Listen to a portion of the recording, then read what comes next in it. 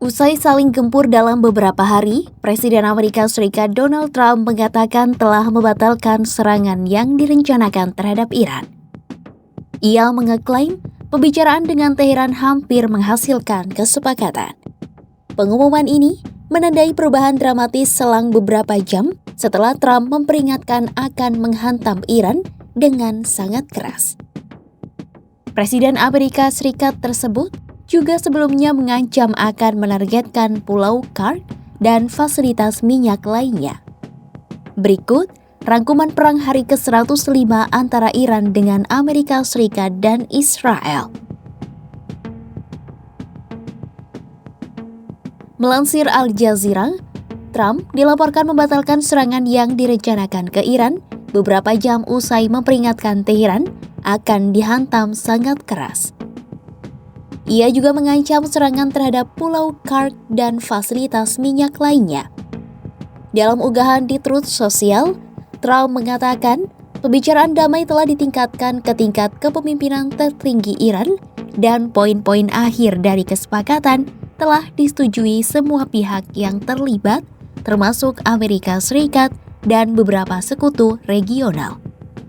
Terkait klaim konflik yang akan berakhir, warga Iran disebut akan lega jika hal itu terjadi setelah berbulan-bulan mengalami kesulitan dan kehilangan. Di sisi lain, pemerintah juga mencoba menjual potensi kesepakatan sebagai kemenangan.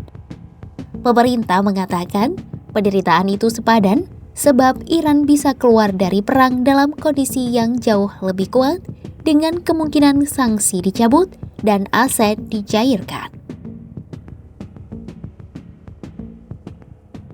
Seorang pakar keamanan internasional di NATO Defense College, Richard Weitz, mengatakan ancaman Trump untuk mengintensifkan konflik mungkin bertujuan untuk memaksa terobosan diplomatik.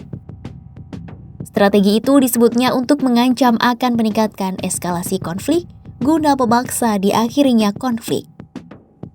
Namun, Weitz memperingatkan masih ada sedikit ketidakpastian tentang apa sebenarnya yang disepakati dan bagaimana hal tersebut akan diimplementasikan. Sementara di Gedung Putih, ada kekhawatiran yang meningkat Netanyahu bisa menggagalkan upaya diplomasi. Trump sendiri terus berusaha menahan sekutunya itu untuk tidak bertindak gegabah. Sejak lama, Trump dan Netanyahu memang memiliki keinginan bersama untuk membatasi program nuklir Iran dan memastikan Teheran tidak pernah memperoleh senjata nuklir. Kelompok Hizbullah Lebanon mengatakan mereka telah melancarkan serangkaian serangan drone, rudal, dan roket terhadap tentara Israel.